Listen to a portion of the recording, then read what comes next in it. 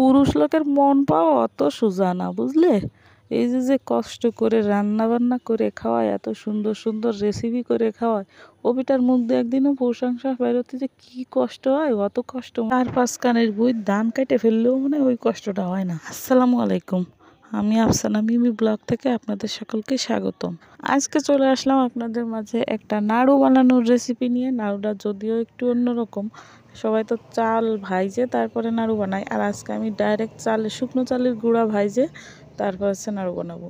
তো প্রথমে আমি নারকেল ভাজতেছি, আর আগেই চালের গুঁড়া ভেজে নিয়েছি, সেটা দেখতেই পাইছেন।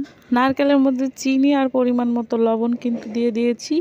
এখন ভালো করে একটু নাড়াচাড়া দিয়ে তারপরে দিয়ে দেব শুকনো চালের গুঁড়া, যেটা আমি আগের থেকে ভেজে রেখেছিলাম ওটা দেওয়ার পরে আবার একটু ভালো করে নাড়াচাড়া দিয়ে সিদ্ধ করে নেব যতক্ষণ না চালের গুঁড়াটা ভাজা ভাজা হচ্ছে।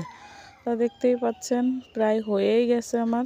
এখন এর মধ্যে একটা এলাচ থেতো করে দিয়েছি যাতে একটু সুন্দর ফ্লেভার আসে তার জন্য।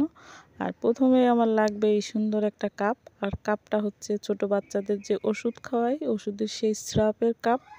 কাপের মধ্যে কিছু নাড়ুর ওই মিশ্রণটা দিয়ে চেপে চেপে সুন্দর করে হাতের পর রেখে উবোধ করে একটু গায়ে দিলেই বেরোয় চলে আসে। এটা আহামরি সেরকম কঠিন কিছুই না, আর এর মধ্যে কিছুই দেওয়া লাগবে না কাপের মধ্যে। কাপটা এমনিতেই তেল তেলে ধুয়ে রেখেছিলাম অনেক আগে। এইভাবে এক এক করে সবগুলো পিঠা বানাই নেব আমি। পিঠা বলতে পারেন বা নাড়ু বলতে পারেন, একই কথা। তবে এগুলো মুড়ি দিয়ে খেতে কিন্তু অসম্ভব ভালো লাগে। আর প্রথমে যেটা বলেছিলাম যে পুরুষ লোকের মুখ দিয়ে প্রশংসা করতে খুব কষ্ট হয়, এটা কিন্তু 100% সত্যি কথা।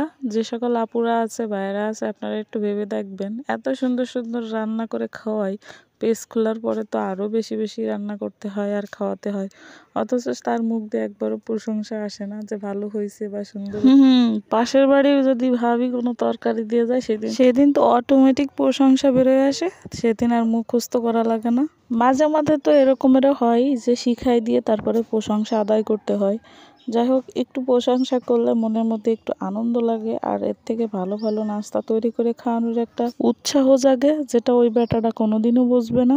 এটা কিন্তু একটা ভালো আইডিয়া। যে সকল পুরুষরা বউদের একটু খুশি করতে চান, বেশি কিছু লাগবে না, যাই রান্না করুক না কেন, ভাই খারাপ হোক তাতেও সমস্যা নাই, একটু প্রশংসা করবেন, দেখবেন তার যত কষ্ট হয়েছে ওই রান্নাটা করতে বা সারাদিন সব কষ্ট পরিশ্রম একবারেই ভুলে যাবে, শুধু আপনার এই একটা কথার ভিত্তিতে।